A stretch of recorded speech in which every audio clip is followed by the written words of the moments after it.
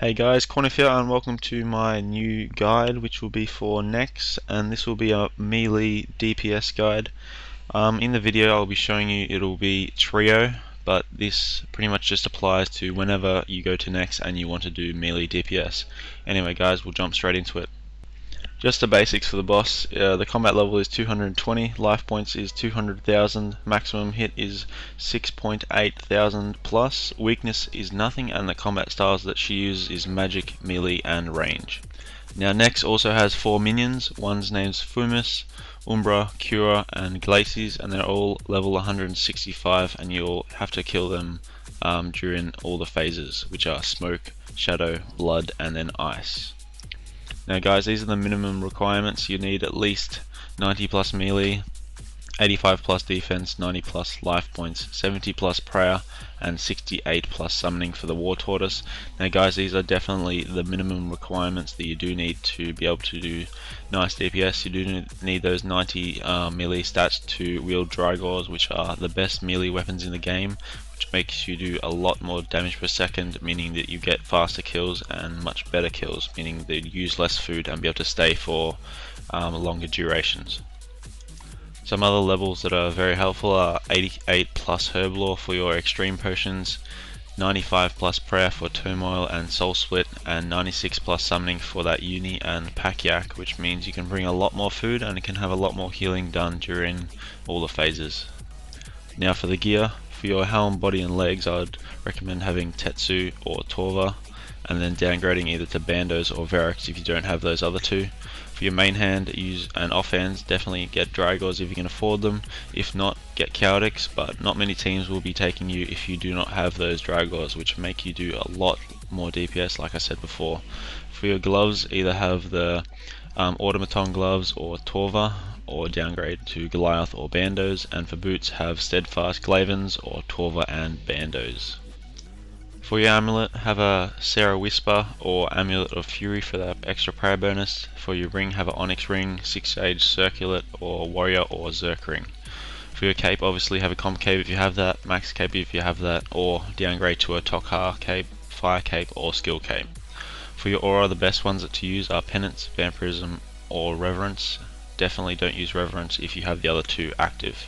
For your Scrimshaw, the only one to use is the Vampirism one for the melee damage converted to life points. Now to get to Nex, she is within the ancient prison, and to get to this you must have obtained the frozen key. And to do this you have to kill followers from each of the sections of God Wars, such as Bandos, Sarah, Zami, and Armadil.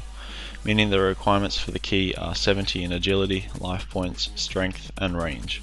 I'll be putting a link for the ancient prison and frozen key guides on the Runescape wiki on screen right now. Once you have your key, you now need to enter the frozen door and then run to what's called the Nex bank. When attempting this, you will need to have a full set of ancient ceremonial to get into the door, which negates the need for a kill count. Now follow along with the route that I take to get from Trollheim all the way to Nex bank. Okay guys, to start off your next trips, I recommend if you've done the quest for Glaciers, definitely go to the Glacier cave and get the Stone of Jazz buff.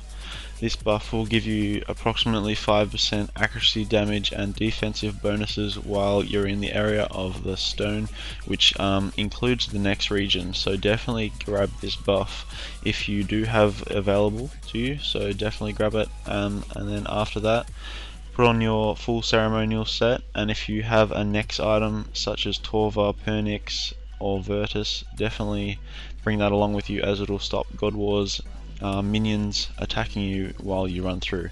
Anyway guys, pretty much just follow along with this little clip here and it'll show you exactly how to get to the next bank.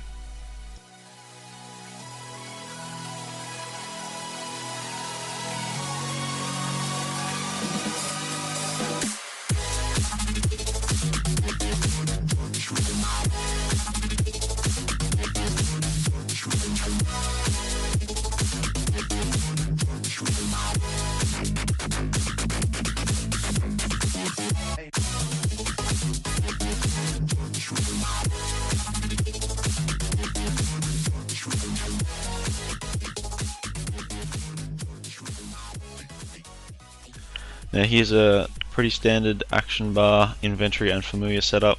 I use overloads and either swap those out with the extremes if you have those, a few prayer potions and restore flasks. Make sure you get the flasks.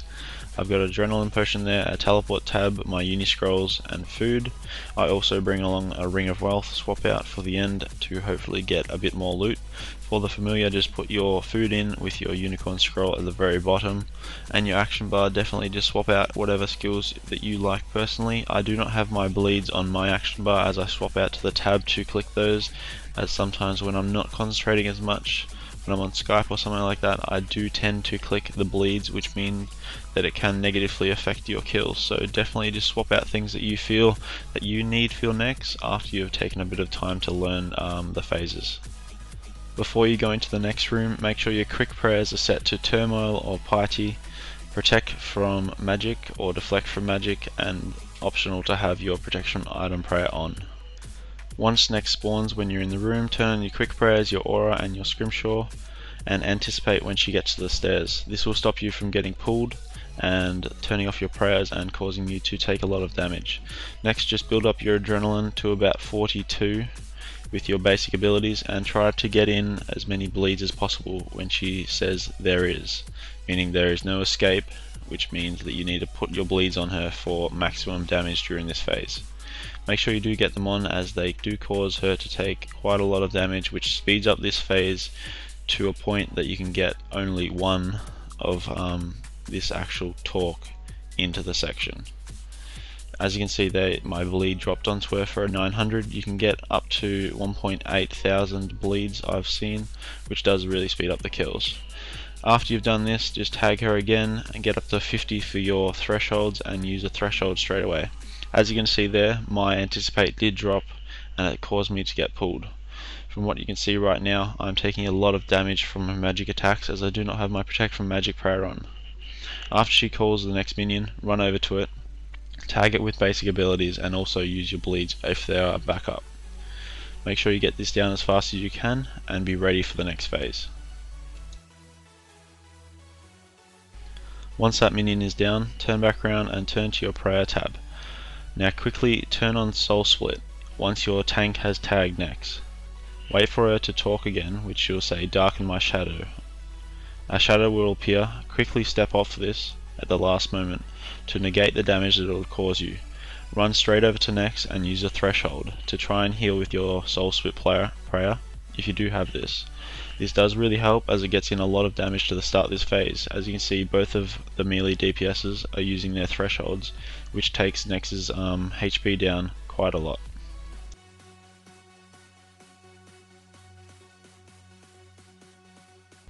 Once Nex says embrace darkness, quickly jump off her. Turn your prayer range on and tag her with some abilities. You need to be doing exactly what you can see the melee DPS is doing in this video. You need to jump on, tag her with an ability or two, and then quickly jump off to negate the range damage that you can take.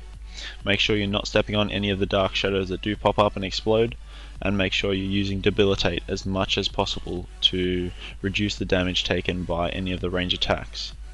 Once the next minion is called, run the way we go. Use some of your defensive abilities and swap to protect Mage. Once you're over there, do the same thing you did for the last minion, using some of your bleeds and basic abilities to build up adrenaline. In a trio, it is best to have one person zerk the blood phase and one person zerk the ice phase. In this video you can see me zerking the ice phase with my teammate here zerking the blood phase. Make sure you do this for the maximum DPS. If you're not zerking one phase, make sure you use every single threshold that you do have. On the blood phase, do not use any bleed effects, as this will heal Nex and cause the phase to last longer. Nex will occasionally pick someone to sacrifice, meaning that you will take some damage and she will heal 10k HP. If you're in a position to escape from this with the range ability or mage ability, definitely do so, but we generally do not bother with it as we can out DPS her healing. Once it's completed, definitely move to the next minion as fast as you possibly can, using the bleed effects again and your basic abilities to take it down. Now once Cura is dead, make sure your prayer and everything is nice and high. Use your Zerk ability and run straight in. Use your basics until you can threshold, and threshold straight away. If you didn't Zerk, just run straight in and use your thresholds. Now in this clip, Nex did not get a chance to do her next ability on the ice phase, which is called Contain This. If she does contain, your tank will have to run away and evoke her off you. All you have to do is run around a corner and make sure you don't get hit by the icicles that come on the floor. Make sure you do not take any damage from this, as it will turn your prayers off and hit you for about 2000 damage. Next, you need to be running over to Glacies. Check your prayer again, making sure it is not too high but not too low, as you do not want it to drop during this phase, and you will take quite a lot of damage. Heal back up, use your bleed effects to take down the minion. As you can see in this clip right here, the tank gets into a prison. We run over to try and get them out, as it will negate lots of damage that he would take. The tank uses Rejuvenate to stop some of the damage and to heal back out of the effect that would have hit him, but we do actually manage to break his prison to stop the damage. This is the best thing to do if you ever get a chance to stop your tank from taking any damage, meaning that you can last longer and do multiple kills.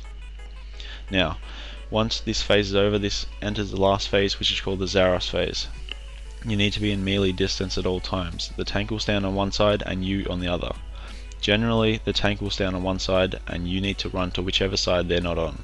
It's not dictated by where you stand. The melee just runs to where they're needed. Make sure you use your abilities when she's not protecting melee, as she does cycle between lots of different prayers, such as melee, range, soul split, and also nothing. In this video you can see that she's protecting range, meaning that the melee DPSs can do a lot of damage. Make sure if she's protecting range to use every single ability possible to destroy her. Using the abilities such as Assault, Destroy, Sever, and Bleeding effects do take her down quite fast in this phase.